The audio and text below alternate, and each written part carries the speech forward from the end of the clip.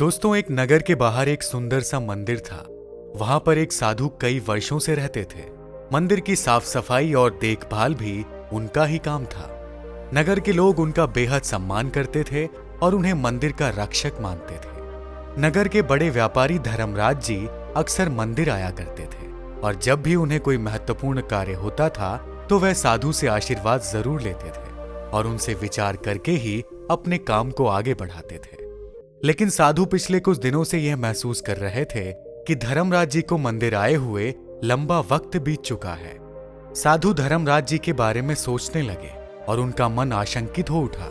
उन्हें लगा कि धर्मराज जी को कहीं कुछ हो तो नहीं गया है। एक दिन उन्होंने नगर के एक व्यक्ति से पूछा कि धर्मराज जी कहाँ हैं और अब वह मंदिर क्यों नहीं आते हैं। उस व्यक्ति ने बताया कि धर्मराज जी बीमार हैं और उन्हें चलने फिरने में काफी तकलीफ हो रही है। साधु ने उस व्यक्ति से धर्मराज जी के यहाँ संदेशा भिजवाया और कहा कि वह उनसे मिलना चाहते हैं। साधु का संदेश पाकर धर्मराज जी ने जल्दी जल्दी नौकरों को आदेश दिया कि वह उन्हें मंदिर तक ले जाएं। नौकरों की सहायता से धर्मराज जी मंदिर पहुंचे तो देखा कि साधु ध्यान मग्न थे। साधु को देखते ही धर्मराज जी ने अपना सिर झुका लिया और आंसुओं से भरे नेत्र लेकर उन्होंने बताया कि उनके पेट में गड़बड़ी के कारण वह बेहद बीमार हैं और ठीक से चल भी नहीं पा रहे हैं। इस कारण से उनका पेट भी बाहर निकल चुका है और उन्हें बैठने में तकलीफ हो रही है। धर्मराज जी ने साधु से प्रार्थना की और कहा कि सभी वैद्य हार मान चुके हैं, अब साधु ही उनकी मदद कर सकते हैं। साधु धर्मराज जी से बातचीत करने लगे और उन्होंने कहा कि मैं आपकी समस्या समझता हूं। आपका कार्य ऐसा है कि आप एक जगह दिन भर बैठे रहते हैं, हिसाब किताब में लगे रहते हैं, इसी कारण शरीर अधिक गतिशील नहीं है। धर्मराज जी ने कहा, हाँ, यह बात तो बिल्कुल ठीक है कि मेरा शरीर अधिक गतिशील नहीं है। साधु ने कहा, आज मैं आपको शरीर को शुद्ध करने के लिए कुछ ऐसे नियम बताऊंगा जिनसे आपकी बीमारी बिल्कुल दूर हो जाएगी और आप पहले की तरह स्वस्थ हो जाएंगे।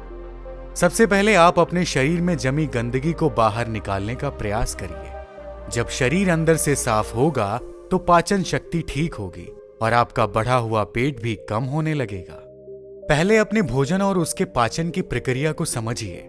जब कभी हम कुछ खाते हैं तो भोजन पहले पेट, फिर छोटी आंत और फिर बड़ी आंत तक पहुंचता है। छोटी आंत से भोजन में जो भी जरूरी पोषक तत्व होते हैं वह शरीर के अलग अलग भागों में चले जाते हैं।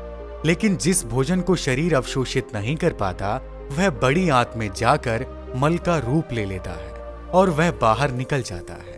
लेकिन जब पेट को अपना काम करने का अवसर, पाचन करने और गंदगी को बाहर निकालने का समय नहीं दिया जाएगा तो वह शरीर में ही गंदगी बनकर रहेगा और बड़ी आंत पूरी तरह से मल को बाहर नहीं कर पाएगी।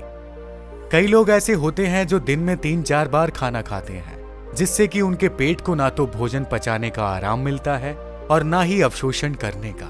इसलिए यदि स्वस्थ रहना है, शरीर की गंदगी को साफ करना है तो सबसे पहले 16 घंटे का उपवास शुरू कर देना चाहिए।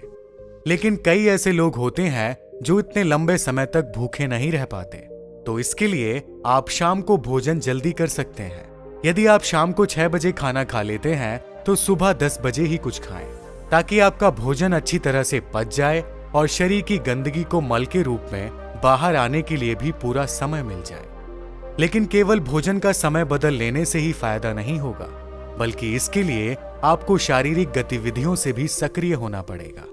दिन में समय निकालकर कुछ ऐसी गतिविधियां जरूर करें जिससे कि शरीर को पसीना आए और शरीर गतिशील बने। शरीर की गंदगी पसीने के रूप में भी बाहर आती है।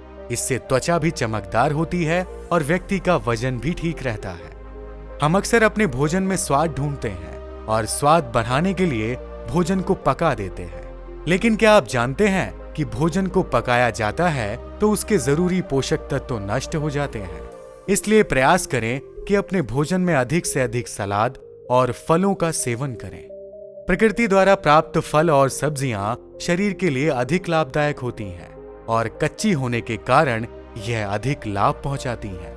हमेशा शुद्ध और शाकाहारी भोजन करने का ही प्रयास करें। प्रकृति ने आपको खाने के लिए पेड़ पौधे और फलों की व्यवस्था की है।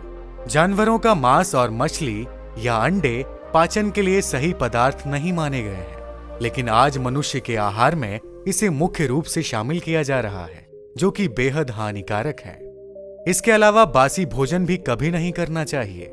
भोजन तैयार होने के 3 घंटे के अंदर ही उसे खा लेना चाहिए, क्योंकि बासी भोजन शरीर में गंदगी इकट्ठा करता है। भारतीय परंपरा के अनुसार 3 घंटे से अधिक का पका हुआ भोजन बासी भोजन की श्रेणी में आता है। साधु ने व्यापारी धर्मराज जी से कहा कि मैंने आपको जितनी भी बातें बताई हैं, मैं आशा करता हूं कि इनका उपयोग करके आपकी बीमारी जल्द से जल्द समाप्त हो जाएगी और आप पहले की तरह स्वस्थ होकर रोजाना मंदिर आया करेंगे। धर्मराज जी ने साधु के पांव छुए और उन्हें बार बार धन्यवाद करते हुए कहा कि आपने जो कुछ भी बताया है मैं उस पर अमल जरूर करूंगा। दोस्तों, उम्मीद है कि ये वीडियो आपको पसंद आई होगी। अगर आप भी शरीर की गंदगी को साफ करना चाहते हैं तो इन्हीं नियमों का पालन कर सकते हैं। अगर आप हमारे चैनल पर नए हैं तो चैनल को लाइक करिए और इसे सब्सक्राइब करना ना भूलिए। धन्यवाद।